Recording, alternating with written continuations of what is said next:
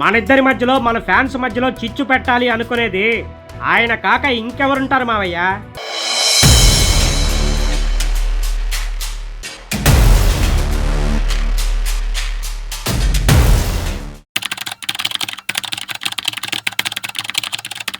ఏమ్మా ఎన్టీఆర్, ఏంటమ్మా పాలిటిక్స్ లోకే వస్తున్నావంటూ పాలిటిక్స్ చేస్తున్నారు మీ ఫ్యాన్స్. కంటెంట్ కోసం, వైరల్ అవ్వడం కోసం ఈ రోజుల్లో ప్రతి వాడికి నాలాంటి వాళ్ళను వాడుకోవడం అలవాటైపోయింది మావయ్య.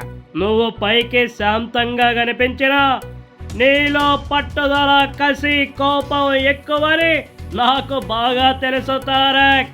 ఇప్పుడు నేను హాయిగా సినిమాలు చేసుకుంటున్నాను, మీరు సీఎంగా ఉన్నారు. మన పార్టీ అధికారంలో ఉండగా నాకేం అవసరం మావయ్య? మీరు కూడా నన్ను అర్థం చేసుకోకపోతే ఎలా? నీ గురించి నాకు తెలియదా తారక్? చిన్నప్పటి నుండి చూస్తున్నా నిన్ను. జస్ట్ నిన్ను ఉడికిద్దామని అన్నానులే. అయితే ఇప్పుడు ఈ పుకారు రావడానికి కారణం ఏమై ఉంటుంది? మన ఇద్దరి మధ్యలో, మన ఫ్యాన్స్ మధ్యలో చిచ్చు పెట్టాలి అనుకునేది ఆయన కాక ఇంకెవరుంటారు మావయ్య?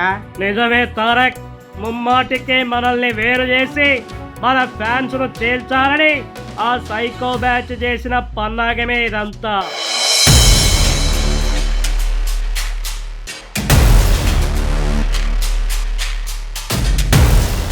మనలో మనం కొట్టుకుంటుంటే వాళ్ళు సైకో ఆనందం పొందుతారు. నిజంగా నా ఫ్యాన్స్ అయితే నాకు మచ్చ తెచ్చే పని ఏనాడు చేయరు.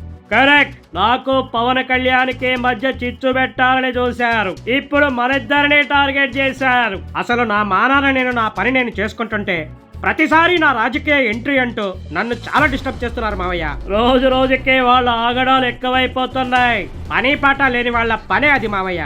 నేను అభిమానులతో అదంతా ఫేక్ అని చెప్పించాను. ఇక ఫ్యాన్స్, ప్రజలు కన్ఫ్యూజ్ అవ్వర్లే. మంచి పని చేసావు తారక్.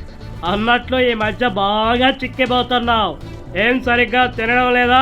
ఇప్పుడు ఫుడ్ కంట్రోల్లో పెట్టాను, హెల్దీగా ఉన్నాను. అన్నట్లు నీ కొడుకులు, అదే నా మనవాళ్ళు ఏం చేస్తున్నారు? నేనే పెద్ద అల్లరోడిని అనుకుంటే నా కొడుకులు నన్ను మించిపోయారు మావయ్య. అది సరేగాని దేవాంశ్ బాగున్నాడా? వాడికే రాబోయే రోజుల్లో కాబోయే నాయకుడు. ఎక్కడికి పోతాయి తాత తెలివితేటలు? నీ మనవడు నాయకుడైతే నా కొడుకులు కథానాయకులు అవుతారు. అంతేగా అంతేగా. బాగుందయ్యా బుల్లి రామయ్య. అయితే నువ్వు మాత్రం ఎప్పటికప్పుడు అలర్ట్ గా ఉండు, ఎవరి ట్రాప్ లో పడకు. నీకు నేనున్నాను, అదే మాదిరిగా నాకు నువ్వున్నావు.